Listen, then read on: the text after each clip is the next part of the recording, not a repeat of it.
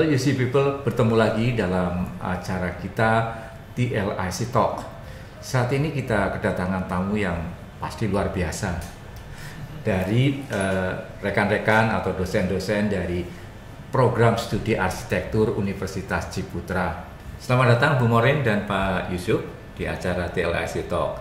Terima kasih Pak Sunu atas undangannya. Terima kasih Pak Sunu. Oke, sebenarnya apa sih yang menjadi keunggulan atau pembeda ya arsitektur di Universitas Ciputra dengan di universitas yang lain? Baik, mungkin saya jawab ya Pak Sunu. Jadi untuk keunikan dan keunggulan, karena ya kita tahu bahwa backbone-nya Universitas Ciputra adalah entrepreneurship, tentunya nanti diharapkan lulusan dari arsitektur Universitas Ciputra ini mereka mampu bekerja secara mandiri dan mengembangkan entrepreneur-nya. Kemudian yang menjadi pembedanya juga kita lebih concern ke sustainable-nya. Dengan menerapkan dual stream juga ya di kampus kami, yaitu arsitektur properti dan arsitektur interior. Seperti itu Pak Sunu. Arsitektur properti dan arsitektur interior. Betul. Dilengkapi dengan entrepreneurship. Pasti orang awam tidak tahu ya bagaimana sebetulnya menggabungkan antara arsitektur dengan dua stream ini dengan entrepreneurship-nya. Gitu. Itu bagaimana itu? Itu contoh-contohnya seperti apa? Iya, jadi kalau misalnya selama ini itu misalnya orang itu mendesain itu hanya melihat dari beberapa sisi yang sangat arsitektural. Kalau di kami ini dari sejak awal semester itu kami akan membantu mahasiswa itu untuk memahami user. Jadi dalam hal ini customer, user, klien itu tentu saja itu pasti menyentuh hal-hal yang entrepreneurial, sehingga decision yang dihasilkan dalam desain-desain mereka itu akan selain user friendly itu juga marketable dan membantu para klien, sehingga fungsinya itu memang menjawab problem yang ada di masyarakat, problem yang ada di lingkungan.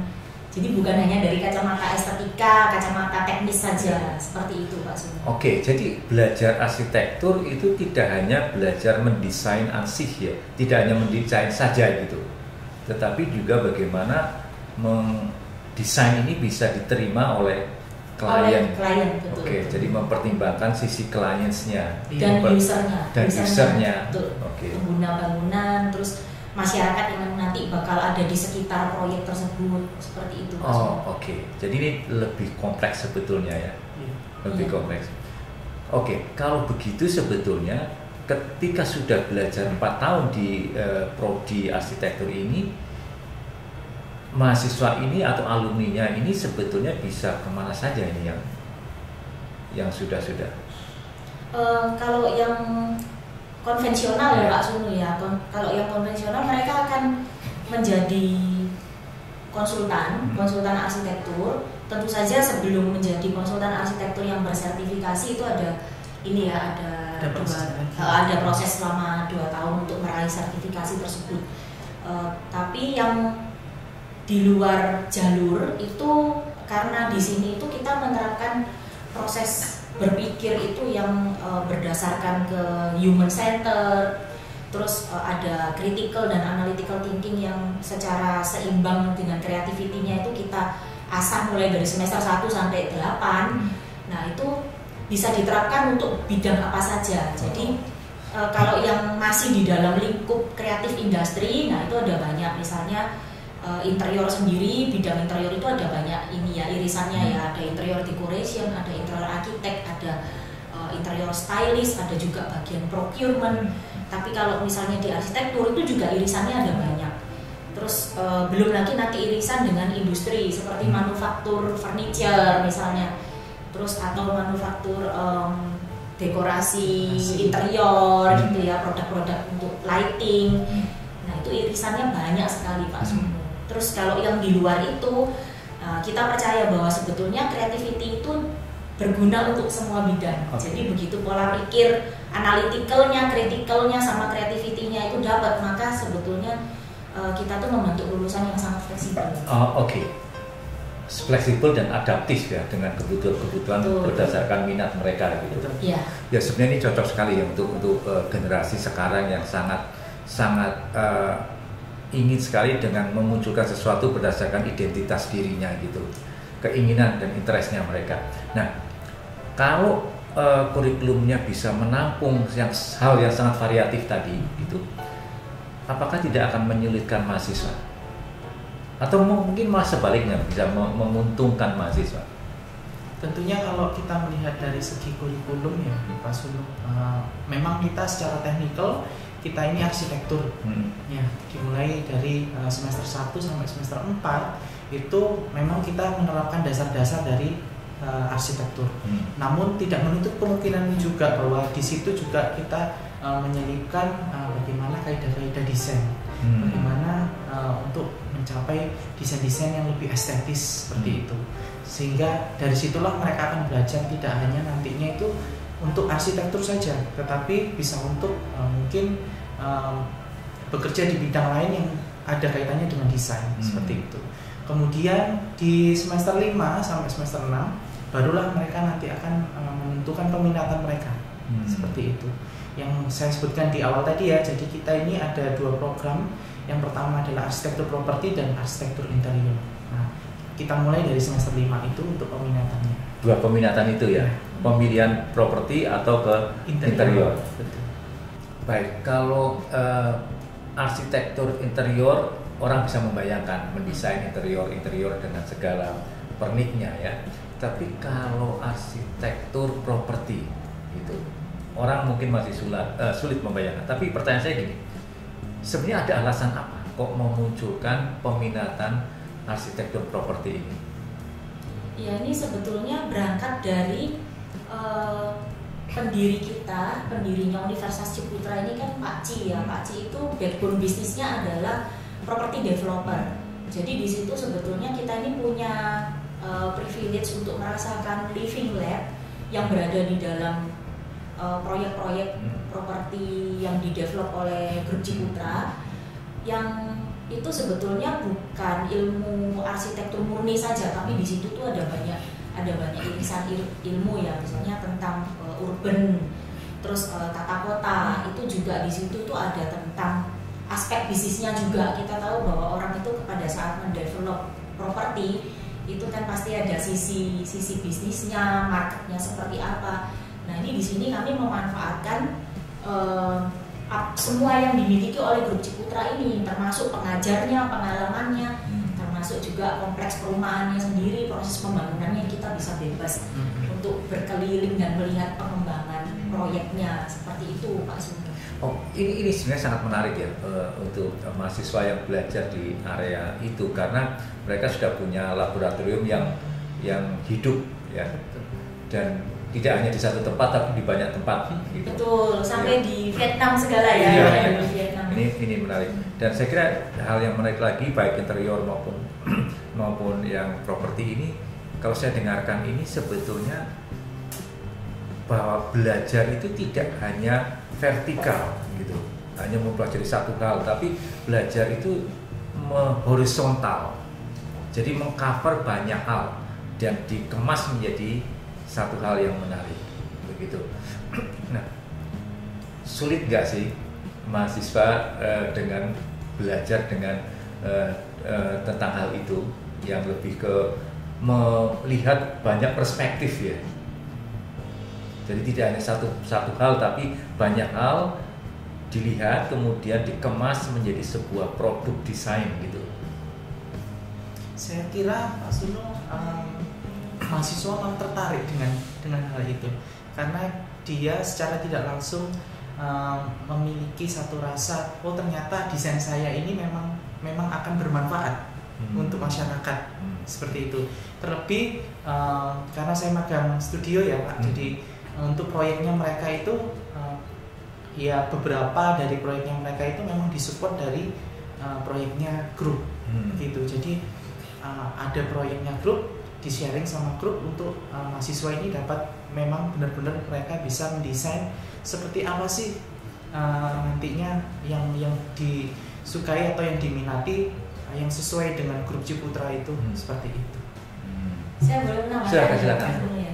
Jadi kalau mengenai minat memang betul yang Pak Yusuf tadi bilang. Begitu ada koneksi dengan real world itu mahasiswa zaman sekarang itu lebih tertarik. Terus di pihak kami mempermudah yang tadi mungkin bisa jadi potensi kesulitan belajar, itu kami mempermudahnya dengan cara studio itu ada manajemennya.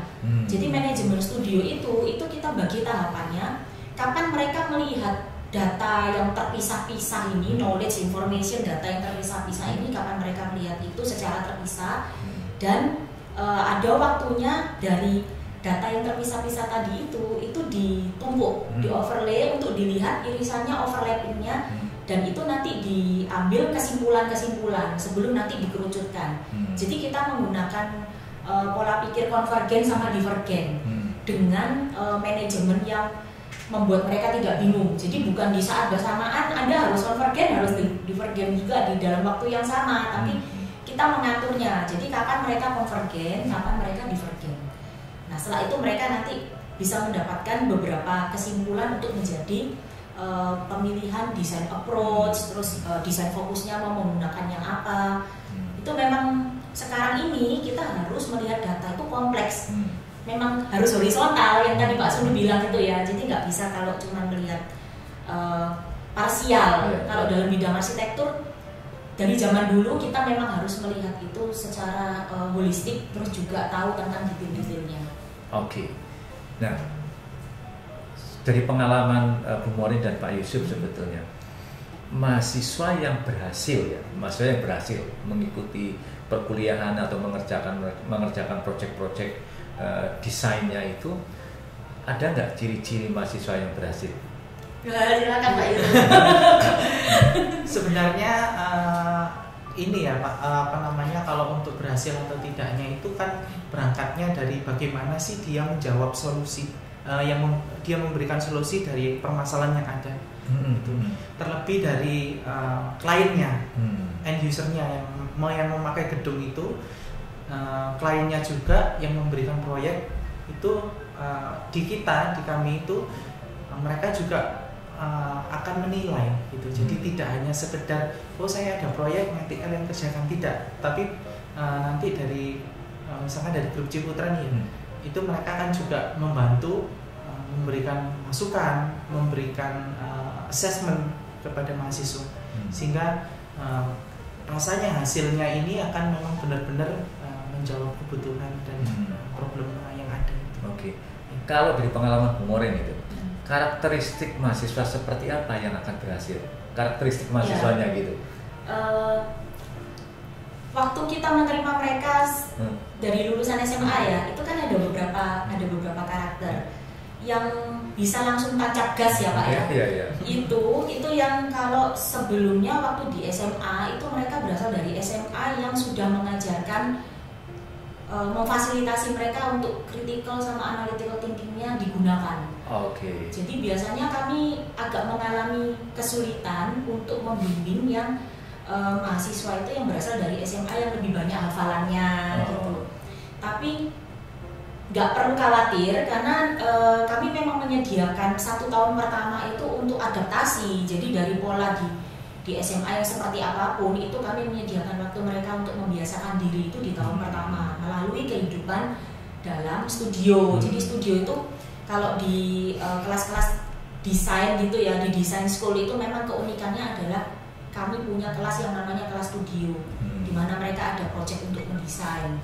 Tapi mendesainnya bukan tanpa bimbingan sama sekali. Jadi ada yang tadi saya bilang manajemen studio itu ya, ada kapan harus berpikir meluas, kapan harus berpikir menyimpulkan, kapan harus menuangkan dalam gambar yang presisi, kapan boleh bebas bermain-main. Itu kami sudah menyediakan ininya, toolsnya, jadwalnya. Terus mestinya sih kalau kami melihat yang bisa langsung tancap gas itu selain yang analytical sama critical thinkingnya sudah terlatih sejak SMA, itu juga yang hardworkingnya itu juga sudah jadi habit sejak SMA. Jadi, sikap ya. Betul. Sikap, ya. Jadi biasanya yang sering kali menjadi hambatan untuk mahasiswa itu sebetulnya bukan intelektualitasnya, tapi sikapnya. Sikapnya, betul. Effort gitu mungkin ya. Ya, yang usaha suka menunda pekerjaan itu, jadi yang tidak biasa nyicil apa ini tugas gitu ya, yang maunya sistem kebut semalam. Nah, itu biasanya yang ciri-ciri yang agak terhambat. Tapi kalau dia di awal 1 tahun pertama itu langsung penyesuaian, oh iya saya tahu ini saya harus menabung reputasi, harus menabung pekerjaan, tiap hari mesti nyicil, itu biasanya jarang nggak lulus sih Pak. Jadi dia rajin, open mind, mau dibentuk, terus curiosity-nya harus tinggi. Itu kayaknya ciri-cirinya yang bisa langsung tancap gas. Nah, itu mahasiswa. Kira-kira Anda punya ciri-ciri yang seperti ini enggak ini? Gitu. Saya akan tanya tentang tentunya untuk menjalankan pembelajaran seperti itu, saya yakin nggak mudah. Perlu ada suatu teamwork dari dosen. Dosen perlu empati kepada mahasiswa. Dosen perlu melihat apa kebutuhan masyarakat, bukan hanya tentang ilmunya saja, kebutuhan klien, masyarakat dan sebagainya. Kebiasaan dosen di dalam mengajar itu yang seperti apa sih sebetulnya di prodi ini? Kalau kebiasaan sih pada umumnya hampir sama ya seperti arsitektur di universitas lain. Cuma yang menjadi pembeda di kita ini adalah kita diskusi dulu untuk menentukan proyeknya. Jadi proyek apa yang akan dikerjakan oleh anak-anak, kemudian bagaimana sih runtutannya, metodenya yang akan digunakan untuk mereka bisa mengerjakan itu seperti apa, itu kita discuss dulu seperti itu Pak. Dan kemudian ya berkaitan dengan entrepreneurship ya tentunya semangat itu yang akan terus kita kita jaga gitu di setiap semesternya seperti itu. Sebetulnya bagaimana usaha dosen supaya mahasiswa itu punya ciri entrepreneurialnya di dalam desain, di dalam proses desainnya gitu? Iya, sebetulnya ya Pak Sunu, kalau dari ilmunya sendiri, dari ilmu arsitektur, kita itu setiap kali mendesain itu tidak boleh melupakan environment, sosial, terus termasuk juga nilai-nilai ekonomis, itu nggak boleh dilupakan. Tapi seringkali dalam pendidikan yang konvensional, beberapa hal itu seperti ditinggalkan. Jadi yang bagian ekonomisnya, terus usernya, terus misalnya ini klien atau founder yang jadi klien kita ini, dia sebetulnya kan juga punya tujuan bagaimana supaya fasilitas yang didesain ini nanti komersialnya itu atau penggunaannya itu bisa sukses gitu ya. Nah itu seringkali ketinggalan. Nah kalau di kami karena kami memang tagline-nya di Universitas Ciputra ini entrepreneurship, itu kayaknya tiap saat kita diingatkan ini yang aspek ini jangan ditinggalkan, dan aspek ini bukan sesuatu yang luar biasa untuk ilmu arsitektur, karena dari dulu aspek ini juga ada, selalu ada. Nah itu yang mungkin pembeda kami, maksudnya dosen-dosen yang ada di tempat kami gitu ya.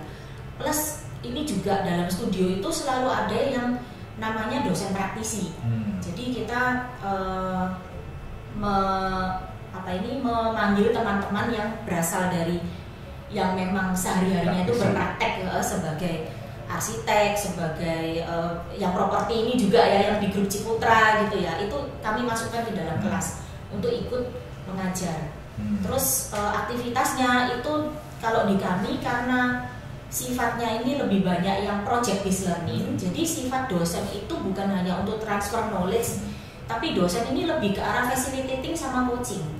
Dan pada saat coaching itu pasti yang muncul itu adalah potensi atau ciri khas tiap mahasiswa, bukan ciri khas dosennya atau ciri khas Universitas Ciputra, tapi ciri khas anaknya itu yang kita munculin. Nah ini saya kira yang mungkin justru poin ini yang bagi saya sangat menarik ya. Bagaimana dosen atau prodi menghargai ciri khas mahasiswa, dan ini memang tidak mudah didapat sebetulnya gitu. Tapi bagaimana dosen mendeteksi, wah ini anak ini punya ciri khas ini, yang ciri khas yang bagus untuk dikembangkan gitu. Itu bagaimana cara dosen mendeteksi gitu untuk hal itu? Dari interaksi yang intens Pak. Jadi Oh. kita tuh punya studio tuh waktunya panjang ya Pak. Betul. Yusuf ya 2 hari. 2 hari terus itu ada pembimbingan. Tiap tugas itu mereka mentoring dengan kita. Terus pada saat mentoring itu tentu kita karena seminggu itu pasti 2 kali ketemu itu pasti mengenal lah ini anak ini kekuatannya di teknis misalnya ya. Kalau dia kekuatannya di teknis maka ya kita akan arahkan dia, kamu mungkin desain approach-nya itu lebih banyak menggunakan yang unsur-unsur teknologi. Kalau anak ini sangat kuat di artistiknya ya kita akan mendorong dia untuk ciri khas desainnya itu muncul dari ini artistiknya dia. Wah, berarti ini dosen-dosen arsitektur di UC itu tidak hanya mengenal nama asal orang tuanya siapa, gitu Pacarnya ya. siapa? Tidak kenal itu, tetapi mengenal sampai potensi dan cara mengembangkan potensi itu. Iya. Oke, teman-teman terutama untuk mahasiswa dan mungkin calon mahasiswa, orang tua juga tidak kecuali, dan mungkin ini menjadi kekuatan UC, terutama di program studi arsitektur di Universitas Ciputra. Bagaimana dosen seoptimal mungkin mengenali mahasiswa bukan hanya dari segi latar belakang, tetapi dari potensi mahasiswa itu sendiri untuk terus dikembangkan sesuai dengan ciri khasnya mereka masing-masing. Ciri khas di sini sangat dihargai sehingga pengembangan desainnya tidak bisa dipisahkan dari ciri khas mereka. Selamat saya ucapkan kepada prodi arsitektur berani untuk menentukan hal itu, karena ini saya yakin ini nggak mudah, tapi saya ucapkan selamat. Mudah-mudahan semakin maju prodi arsitektur, dan juga bagi Anda yang mau bergabung dengan prodi arsitektur tidak perlu ragu, potensi Anda akan selalu dikembangkan. Saya Trisunu dari Teaching Learning Innovation Center Universitas Ciputra. Salam entrepreneur.